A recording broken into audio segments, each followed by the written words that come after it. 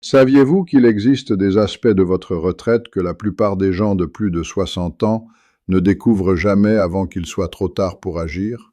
Bonjour, je m'appelle Michel Robert Le Breton. J'ai passé des décennies à aider des personnes comme vous à comprendre comment fonctionne réellement le système de retraite en France. Et je peux vous dire ceci avec certitude. La plupart des gens laissent des dizaines de milliers d'euros sur la table parce qu'ils ne comprennent pas vraiment comment leur pension est calculée. Voici ce que je veux que vous compreniez. Quand vous connaissez les véritables mécanismes du système, quand vous voyez les chiffres exactement comme le système les calcule, vous commencez à voir des opportunités. Vous découvrez qu'une seule décision prise aujourd'hui peut vous coûter 50 000 euros ou plus pendant votre retraite. Ce n'est pas une exagération, c'est simplement les mathématiques. Et la meilleure partie est que vous avez plus de contrôle que vous ne le pensez. Laissez-moi vous expliquer comment cela fonctionne. D'abord, parlons de ce qui finance votre retraite. Pendant toute votre vie professionnelle, vous avez cotisé. Si vous travaillez en tant que salarié, vous versez une contribution basée sur votre salaire. Votre employeur en verse aussi une. C'est ce qui crée votre droit à une pension. La plupart des gens n'y pensent jamais. Ils voient simplement que cela disparaît de leur bulletin de salaire. Mais vous construisez quelque chose. Vous construisez votre sécurité future. Voici la partie critique que l'État ne met pas suffisamment en avant. Votre pension est calculée en fonction de votre salaire annuel moyen. En France, on utilise généralement les 25 meilleures années pour calculer ce que l'on appelle le salaire annuel moyen. Si vous n'avez travaillé que 22 ans, cela réduit drastiquement votre pension de base. Mais si vous avez cotisé 40 ans, on prend vos 25 meilleures années. C'est important. Laissez-moi vous expliquer exactement comment fonctionne le calcul. On prend vos 25 meilleures années de salaire. On les revalorise en fonction de l'inflation. On calcule la moyenne, et c'est votre salaire annuel moyen. Ensuite, on applique un taux.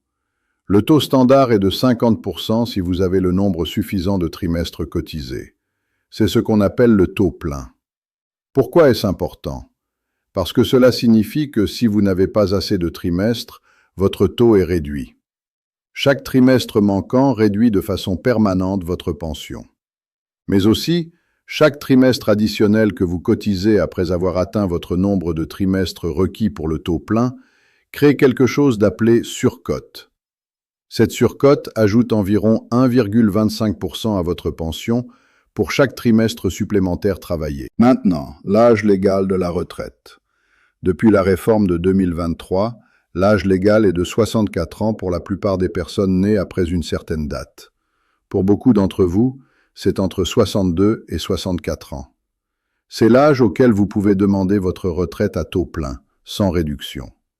Si vous demandez avant, votre pension est réduite de façon permanente. Si vous attendez après, vous bénéficiez de cette surcote que j'ai mentionnée. Alors laissez-moi vous donner le premier conseil qui aura le plus grand impact sur votre pension à vie. Conseil numéro 1. Complétez vos trimestres de cotisation. Si vous avez déjà dépassé 60 ans et que vous n'avez pas cotisé le nombre de trimestres requis pour une retraite sans décote, cela pourrait valoir la peine de continuer à travailler quelques années de plus, même à temps partiel. Pourquoi? Parce que chaque trimestre supplémentaire que vous cotisez crée une surcote. Si vous avez travaillé 40 ans, mais avec certaines périodes creuses, chaque année supplémentaire qui remplace une année de bas salaire augmente votre salaire annuel moyen. Cela pourrait ajouter 5, 10, peut-être 15% à votre pension. Sur une retraite de 20 ans, cela représente plusieurs dizaines de milliers d'euros. Ce n'est pas glamour, c'est simplement les mathématiques du système. Mais c'est puissant. Conseil numéro 2. Retardez votre départ à la retraite si vous le pouvez. Voici un concept que la sécurité sociale ne crie pas depuis les toits. La surcote pour retraite différée. Pour chaque trimestre où vous attendez au-delà de votre âge légal de retraite, jusqu'à l'âge de 70 ans, votre pension augmente d'environ 1,25% par trimestre. Cela peut sembler petit, mais cumulé sur plusieurs années, cela devient substantiel. Laissez-moi mettre cela en termes concrets. Supposons que votre pension à 64 ans serait 2 000 euros par mois. Si vous attendez jusqu'à 67 ans, c'est 3 ans, soit 12 trimestres. 12 trimestres multipliés par 1,25% signifie une augmentation d'environ 15%. Votre pension passe alors à 2 300 € par mois. C'est 300 € de plus chaque mois. 360 € de plus par année. Sur une retraite de 25 ans, cela représente 90 000 € supplémentaires. Pour 40 années de retraite, c'est 144 000 € de plus. Maintenant, cela ne fonctionne pas pour tout le monde. Si vous avez du mal à payer votre loyer, je ne vous dis pas d'attendre.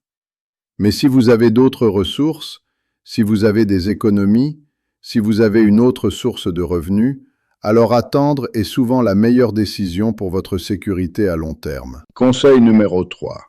Comprenez les droits du conjoint survivant. C'est là que beaucoup de couples manquent des opportunités importantes. Si vous avez été marié pendant au moins 10 ans, même si vous êtes divorcé, vous avez potentiellement des droits à une pension de réversion basée sur le revenu de votre ex-conjoint. Votre ex n'a pas besoin de le savoir. C'est ainsi que fonctionne le système français. Vous êtes potentiellement autorisé à recevoir une portion de la retraite de votre conjoint, et cette allocation existe même après un divorce, pourvu que le mariage ait duré au moins 10 ans. Voici le scénario. Votre conjoint a travaillé pendant 40 ans, avait de bons revenus, et sa retraite à taux plein serait 3 000 € par mois. Vous avez travaillé 20 ans, aviez des revenus plus bas, et votre propre pension serait 1 000 € par mois. Les droits de réversion pourraient vous permettre de recevoir une portion importante de la retraite de votre conjoint. C'est de l'argent supplémentaire, simplement en comprenant les règles. La clé est que vous devez répondre à certains critères d'âge et de situation matrimoniale. Mais le point est, ne supposez pas que votre retraite est simplement basée sur votre propre historique. Vous pourriez avoir droit à plus. Conseil numéro 4. La pension de réversion pour votre conjoint. Si quelque chose vous arrivait, votre conjoint aurait droit à une pension de réversion. Cette pension est substantielle. Généralement une grande pension de réversion, égale à environ 54% de votre propre retraite. Mais il y a une condition de ressources. C'est une protection. C'est un filet de sécurité. Votre conjoint ne perdra pas ses revenus si quelque chose vous arrive, parce que le système est conçu pour protéger les conjoints survivants. Il existe des règles différentes pour différents âges et situations. Un veuf ou une veuve plus jeune peut avoir une petite pension de réversion. Mais l'idée est la même. Votre retraite est en partie une assurance vie pour votre famille. Ce n'est pas seulement pour vous. C'est pourquoi travailler ces années supplémentaires. C'est pourquoi attendre votre retraite. C'est pourquoi comprendre les droits de réversion. Tout cela protège votre famille, pas seulement votre retraite personnelle. Maintenant, voici ce que je veux vraiment que vous compreniez, et c'est ma pensée finale. Ces décisions ne se prennent pas dans le vide. Votre stratégie de retraite doit être coordonnée avec vos autres finances. Si vous avez une autre source de revenus, si vous avez des économies significatives, si vous êtes propriétaire de biens immobiliers, tout cela change l'équation. Certaines personnes font mieux en demandant leur retraite plus tôt parce qu'elles peuvent se permettre de vivre d'autres revenus et de laisser leur pension différée croître. D'autres devraient attendre parce qu'ils veulent maximiser leurs revenus mensuels à l'avenir. Mais c'est exactement pourquoi vous devez y réfléchir attentivement. Vous devez regarder votre propre situation. Vous devez obtenir une estimation de votre retraite depuis le site de la CARSAT. Vous devez voir quels seraient vos revenus de retraite à différents âges. Et puis vous devez vous demander, en fonction de ma santé, en fonction de l'historique de ma famille, en fonction de mes autres ressources, quelle stratégie me sert le mieux?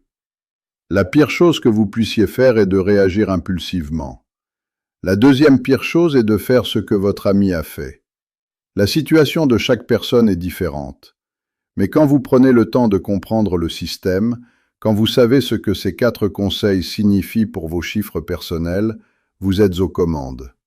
Vous n'êtes pas une victime des circonstances. Vous prenez une décision éclairée. C'est le changement, c'est le pouvoir. Si cela vous a aidé, je vous encourage à le partager avec quelqu'un que vous aimez. Ces décisions sont importantes. Elles comptent pour des décennies. et elle mérite votre attention. Je m'appelle Michel Robert Le Breton. Merci d'être là.